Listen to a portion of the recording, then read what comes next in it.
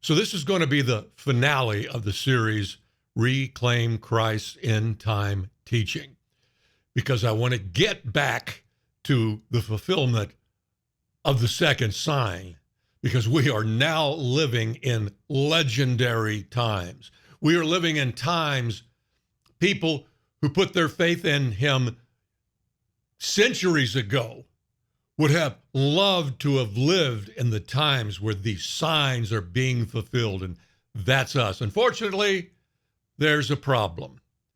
And so far in this series, I've shown you that the church's position is absolutely untenable. It is ridiculous, it's unscriptural, and it's flat out wrong.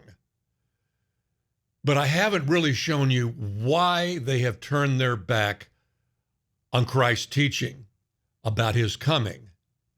He only talks about one event. When he talks about this event in which he comes back in the air and takes people off the earth. 2 men are sleeping, one is taken, one is left, 2 women working, so forth. Only one event. He only talks about one event. He talks about it in every version of the Olivet Discourse and in Luke 17. There are no other options when it comes to Christ's teaching. Either you accept that option that's available to you, or you take the church's version of things. They are not compatible. The church knows that. The church took their version into the Olivet Discourse and saw that the Lord does not agree with what they say. So they attempted to pick it up and move it at the end and get it out of the way then, so that they could present their version to you and tell you over and over, it's okay not to listen to him. It's fine. No harm, no foul. Trust us on that. We rightly divided it. No, they couldn't get him to agree. So that's the big difference. That's the decision you have to make. And when you make that decision, could I suggest to everybody, and I think we could all agree on this, even those who say, no, I'm not going to listen to the Olivet Discourse and his coming, it's not for me. Even you would agree with this statement. Whoever that teaching is for, better listen to him, right? I mean, we'd all agree with that. I mean, because he's telling you on that day in Luke 17, you better be ready to give up your life. Anybody who tries to save their life, and he's talking to his followers, if you try to save your life on that day, you will lose it. And then he warns us, remember Lot's wife, there's danger for even his followers on that day. Wouldn't we all agree that whoever that teaching is for better be listening to him? So it's a huge decision to make. I think we should all go to him and tell him our decision. Now, he already knows, of course, but he already knows you appreciate the food on your table, but you still thank him and all of that. This is so important, it's worthy of a little prayer. Go and tell him what you've decided. Tell him, Lord, I've decided not to listen to your teaching. I just honestly do not think it's for me. Therefore, I'm opting out. Now, he already knows you are opting out, but just formalize it. Be honest with him. You don't have to be insulting. Be honest. You honestly do not think it's for you. Yes, you understand that whoever it is for better be listening, but that's not you. Tell him, I'm opting out. I tell him I'm opting in, that I am going to believe every single word he has to say, even if I don't understand it. Lucky us, we can understand it. Today we're going to show you why the church wants nothing to do with the Olivet Discourse. We're only going to be covering a few verses. This may take a little longer than most of the videos in this series. Oh, I'm sorry. TikTok snowflake Christians, I'm sorry. Let me give you the TikTok version. We're in the tribulation. You better start listening to him too. The signs have already been fulfilled. He is coming soon. Now, you can go away and play a game on your phone for a couple hours if 20 some odd minutes is a little long for you here on this video. The rest of you who want to know why does the church turn its back on the Olivet Discourse, we will be covering these verses. This is Matthew's version. We will go to Luke's version for one verse quickly, but it won't take that long and you'll see the difference. Then you can make your decision, and then we'll be through with this series and I can get back to my regular viewers and the exciting fact that the second sign has been fulfilled. Oh my goodness. Here we go. Now we're going to start with the verse where he talks about the abomination of desolation taking place in that temple. Hey, here's something that you should wonder about just a little bit, Christian friend. How come the church you go to and the pastors you listen to never told you about the abomination of desolation that took place inside that temple in the first century? Why did they not ever tell you about it? That should send off every red flag you possess. Something that big doesn't get discussed? Trust me. They do that for a reason. They don't want you to see that the abomination of desolation was fulfilled. They want to pick all of this up and move it into the future. They want the abomination of desolation to be about a third temple. If they told you there was the worst abomination of desolation ever inflicted upon either of the two temples, took place beginning in 66 AD and lasted all the way to 70 AD, you might start questioning their narrative, and they're not going to put up with that. That's why you don't know about it, and it's sick. That should never have happened if we were on a level playing field where everybody was just trying to get to the truth. That's ridiculous, and it should tell you something about them. It certainly tells me. All right, here we go. So, when you see the abomination of desolation spoken of by the prophet Daniel standing in the holy place, let the reader understand. Then let those who are in Judea flee to the mountains. Let the one who is on the housetop not go down to take what is in his house. And let the one who is in the field not turn back to take his cloak. And alas for women who are pregnant, and for those who are nursing infants in those days, pray that your flight may not be in winter or on a Sabbath. We're already through a bunch of the verses. And that event happened. Not only do they not tell you about the abomination of desolation, they don't tell you that that was fulfilled. The Christians in the area got out of there through a miracle, but they got out of there. And early church writer Eusebius confirms that. They left and they went to Pella in Greece, about, 50 miles from Thessalonica, started a new life. It's all been fulfilled. Now, here comes one of the big verses the church doesn't like. Let's see what you'll do with it. The Lord is speaking about that temple that he just walked out of. Pray that your flight not be in winter on the Sabbath, because the Sabbath law would still be in effect, and Jews had authority over their territory to stop you from traveling. Okay? And then he says this. For then there will be great tribulation. Then, first century. Then, great tribulation, such as has not been from the beginning of the world until now, no, and never will be. Okay, something has happened. At the destruction of the temple and Jerusalem, great tribulation has come. Something has happened to cause that. It was not the destruction of the temple. Oh, that played a part because the old covenant was going away. Luke tells us what happened and what this is all about.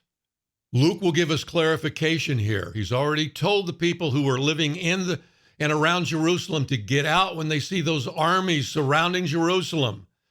And woe to women who are pregnant in those days, having to make their flight to get out, but they've got to do it. And then he says this at that same time that we were just at in Matthew. They, talking about the Jews in Jerusalem and in Israel, they will fall by the edge of the sword. That happened. And be led captive among all nations. That happened. And Jerusalem will be trampled underfoot by the Gentiles until the times of the Gentiles are fulfilled. And there it is. That's what has entered into the world and is causing the tribulation. The times of the Gentiles. This is historic. No one saw this coming, that the Lord would turn from Israel to the nations and send an invading army into the kingdoms of Satan. And Satan has had a response. This has never happened before. God had only been dealing with Israel until then. Gentiles could come in if they wanted to, but it wasn't about them. It was about Israel and Israel staying separate from the world until the Messiah was birthed. And now the old covenant is going away, and suddenly the hunter, Satan, is the hunted. And he's had a response for 2,000 years. That's what the Lord is talking about when he says great tribulation, war, famine, pestilence, disease, unfairness, people working all day just to get by, and martyrs. It has been a 2,000-year meat grinder that the church has ignored because it doesn't fit their narrative. They don't want the tribulation beginning in the first century. The tribulation is brought by Satan, not by God. God is not sending tribulation onto his people. This is Satan's response. The tribulation will continue on past the times of the Gentiles, as we'll see. And then God gets involved with the tribulation. But for this 2,000-year period, it's been from Satan, because it's been a spiritual war unlike anything that has ever happened before. A direct assault on Satan's kingdom, and it's going to end in him getting thrown out of heaven, purged from heaven, and then purged from earth. Let's go back to Matthew now and pick it up from that point. So Matthew has talked about the Great Tribulation as now begun. And if those days had not been cut short, no human being would be saved. But for the sake of the elect, those days will be cut short. Now, there's several ways of looking at that. I think, if I had to guess, and this is a guess because there's several possibilities here. I'm just going to give you one. But he said it, I believe it. Yes, I think he's talking about shortening the days for our sake. We are the elect, his church, people that have been following him for 2,000 years, because we know their plan is to move our civilization into a post-human era. They're working on it. They announced it. It's going through gene manipulation and DNA manipulation. They are going to change us. Ray Kurzweil, the guy that head up the team that mapped the human genome, considered one of the greatest accomplishments in the history of mankind, is now hard at work at DeepMind for Google, trying to develop an AI that will move us from mortal humans into something else. He's already written a book about it and several articles. They're planning this. They have stated that we will be living in a post-human world sometime during this century. And I think what he's talking about for the elect's sake is the way it's going to roll out, we're not going to have a choice. And I'm not talking about the number of the beast. That is much later on. This is now in this time. They are developing ways that we don't even get to opt in on this kind of gene manipulation. And for our sake, he's going to stop it before it happens. That's just one possible definition of what's going on here in these verses. And that clearly, though, whether or not what I'm talking about is the fulfillment of this verse, what I just told you is true. And if we live long enough, we are going to be confronted with this possibility. All right, so let's continue on. We're almost at the end. No pun intended. Jesus is talking about in the first century, Jerusalem has been destroyed. The temple has come down. The old covenant has been replaced with the times of the Gentiles, and the tribulation has begun. And the Lord says this, then if anyone says to you, look, here is the Christ, or there he is, do not believe it. Now that's interesting. This is an indication that he will not be here during this period, the times of the Gentiles. The disciples actually don't know that yet. This is Tuesday or Wednesday of Passion Week. In just a couple of nights in the upper room, he's going to tell them that he's leaving, but this is an early indication. He's saying, I'm not going to be here. So if they say there's the Messiah or over here's the Messiah, do not believe them. He's gone. He's going to explain, he's about to explain how he will reappear. Let's keep going. For false Christs and false prophets will arise and perform great signs and wonders so as to lead astray, if possible, even the elect. Haven't we seen that over the last 2,000 years? One holy man after another claiming he has the truth. See, I have told you beforehand. So if they say to you, look, he is in the wilderness. In other words, if he's outside, don't go. Don't go out. If they say, look, he's in the inner rooms, he's not there. He's not outside. He's not inside, because that's not where he is going to be. That's not how he's going to come back. Do not believe it. For as the lightning comes from the east and shines as far as the west, so will be the coming of the Son of Man in the air. Lightning flashes that way across the skies, in the air. Wherever the corpse is, there the vultures will gather. When there's a corpse, the vultures circle ahead over air in the air. That's why he's saying, don't look this way, horizontally here on earth. I'm not going to be there. Look that way. He's going to come in such a way that none of the fake prophets, none of the fake Christs, none of the fake holy men or whatever are going to be able to do it. He's coming in the air. And then he says, and this is the other reason the church does not want this teaching. Immediately after the tribulation of those days. And then he goes into it. The sun will be darkened, the moon will not give its light, stars will fall from heavens, war in heaven, powers of the heavens will be shaken, then they will see the Son of Man coming on the clouds with great power and glory. He'll send his angels out to gather the elect. They don't want that. They see immediately after the tribulation of those days as being at the end. It's got to be at the end. Well, he just told you the tribulation was going on since the first century, but they won't listen. Will you listen? Will you listen? Those days is the tribulation of those days. What days? The times of the Gentiles. The intervening period between the destruction and the removal of the old covenant and his coming. The times of the Gentiles. He said it was going to be fulfilled. Now he's turning toward that fulfillment immediately after the tribulation that began in the first century during the beginning of the times of the Gentiles. The times of the Gentiles is coming to an end, not the tribulation. Immediately after the tribulation of those days, the times of the Gentiles is coming to an end, folks. It came with signs so that we would know we're in it. We're close. This is about up. He's got other things to do. They don't want this. They want a pre-trib rapture. You can't have it. He will not allow it.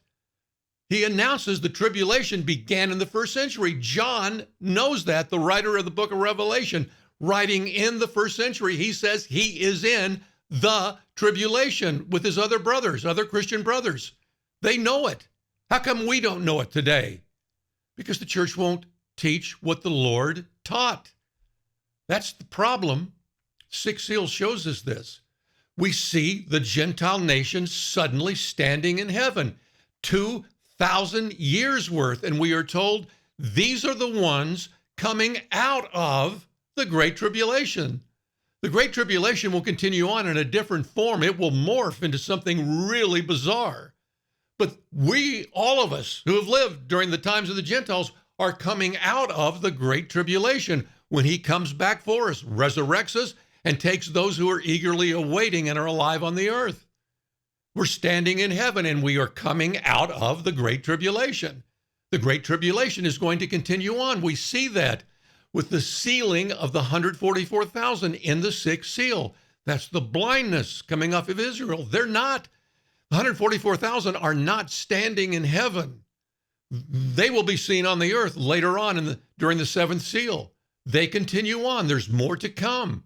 There's more to the tribulation. The sixth seal shows us this. An angel comes down and he talks to angels who were there for one purpose, to harm the earth, the sea, and the trees, waiting for that moment. And the angel that just arrived says, don't do it yet until we seal our servants. He's talking about the 144,000. That's to indicate to us the tribulation continues on. But now God is bringing it, because those angels who are waiting to harm the earth, the sea, and the trees are going to be responding to the trumpet judgments coming out of heaven. The first trumpet destroys a third of the trees.